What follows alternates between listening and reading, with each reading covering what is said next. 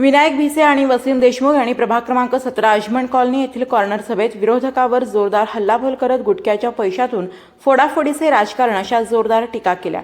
हिंगोली आगामी नगर परिषद निवडणुकीच्या पार्श्वभूमीवर महाविकास आघाडी उद्धव बाळासाहेब ठाकरे गटच्या नगराध्यक्ष पदाच्या उमेदवारांच्या प्रचारार्थ वार्ड क्रमांक 17 अजम कॉलनी येथे कॉर्नर सभेचे आयोजन करण्यात आले होते। या सभेत बोलताना विनायक भिसे आणि वसीम देशमुख यांनी सध्याच्या राजकीय सिस्टीमवर तोफ डागली। गुरु तसा चेला म्हणत आमदार बांगर यांना टोला विनायक भिसे यांनी आपल्या भाषणात आमदार संतोष बांगर यांचे नाव न घेता त्यांच्यावर टीका केली। ते म्हणाले, गुरु तसा चेला याच धर्तीवर हिंगोलीतील कळमनुरीचा आमदार सध्या काम करत आहे। पैशातून फोडाफोडी प्रत्येक पार्टीतील लोकांना आपल्या पार्टीत घेत आहे। कशाच्या भरवशावर तर पैशाच्या। हे पैसे कुठून येत आहेत ते म्हणजे गुटख्याच्या माध्यमातून एकाकडून घ्यायचे, दुसऱ्याला द्यायचे आणि आपलेच घ्यायचे आणि आपल्यालाच परत द्यायचे। पुण्याला लुटायचे, साताऱ्याला ध्यान करायचे या म्हणीप्रमाणे हा धंदा आहे। मटक्याला द्या लीड तर हिंगोलीचे होईल बीड। गुंडगिरी आणि अवैध धंद्यावर टीका करताना विनायक भिसे यांनी नागरिकांना गंभीर इशारा दिला। भिसे यांनी शहरातील भुयारी गटार योजनेत मोठ्या प्रमाणात भ्रष्टाचार झाल्याचा आरोप केलाय। भिसे यांनी सध्याच्या राजकीय आणि प्रशासकीय सिस्टीमवर निशाणा साधताना म्हटलं की अगोदरच्या सिस्टीमने आपल्याला 2 नंबरच्या सिस्टीमच्या माध्यमातून आपलेच पैसे घेऊन आपल्याला परत देत आहे। त्यामुळे नागरिकांनी या राजकारणाला बळी न पडता विकासाला मतदान करावे असे आवाहन त्यांनी केले। तो मशाल को वोट देना है और नीचे का तुतारी को वोट देकर ज्यादा से ज्यादा वोटों से हमें जीत हासिल कराएंगे आप लोग, यही उम्मीद करता हूँ। शुक्रिया, जज़ाकल्लाह। देखो ना, शिवसेना में 2 भाग हो गए हैं। एक भाग जो है तो मुसलमानों की रहनुमाई करना चाहता और दूसरा जो है वो मुसलमानों का खच्चीकरण करना चाहता। आप थोड़े से मफाद के लिए, थोड़े से मामूली पद के लिए अगर शिवसेना में आप प्रवेश करते हैं तो आपको अब्दुल्ला नाम देने में कोई हरकत नहीं है। सोच समझकर कांग्रेस, राष्ट्रवादी कांग्रेस का मैं शहर अध्यक्ष तुतारी शरद पवार गट का हूं।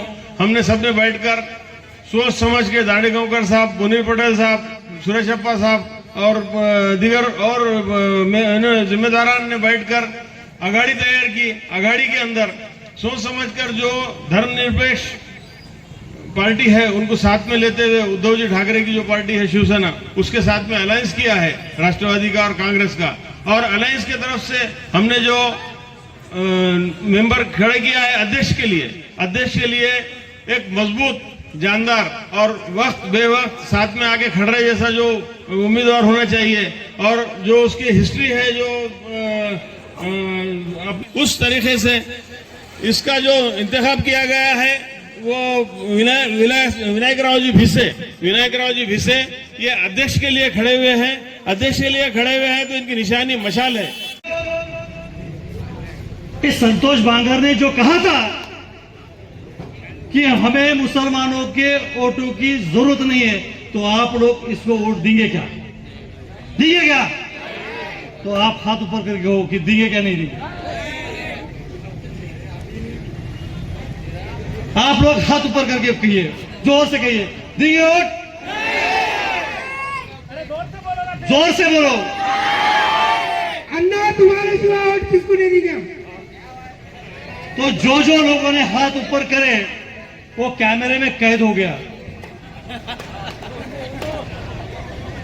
अगर 2 तारीख को मतदान है, 2 तारीख से पहले अगर मैं चल बसा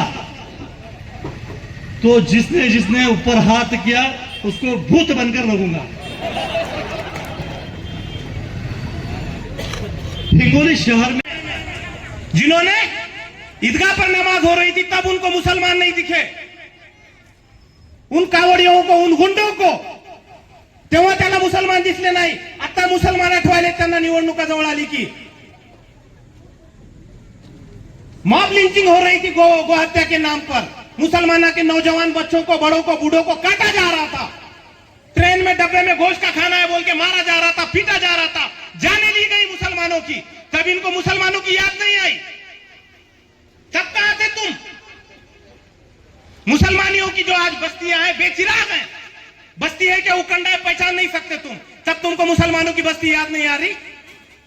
आज मुसलमान याद आ रहे वोट आ गए, इलेक्शन आ गए तो क्या बोलते थे ये लोग कल तक? या भागात आतंकवादी रहतात, अब आतंकवादी चाहिए तुमको वोटों के लिए? आतंकवादियों के वोट चलते तुमको? या भागात आतंकवादी राहतात. क्या बोले थे इलेक्शन में? मला मुसलमानाच्या वोटांची गरज नाही, आप काही कुकू खारा फिर. अब अच्छा लग रहा क्या? क्या केसर खा के हाग रहा क्या मुसलमान अब? अण्णा आता मुसलमानाचे वोट चालले त्यांना.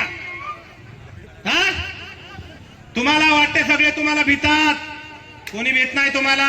है तामी अलग ऐलान बोल रहा हूं, जो मुसलमानों के लीडर चंद पैसों के लिए बिक गए, थू है उनकी जिंदगी पर. है वसीम देशमुख लड़ने के लिए मुसलमानों के लिए, और लड़ूंगा मैं, हक की बात करता रहूंगा. और क्या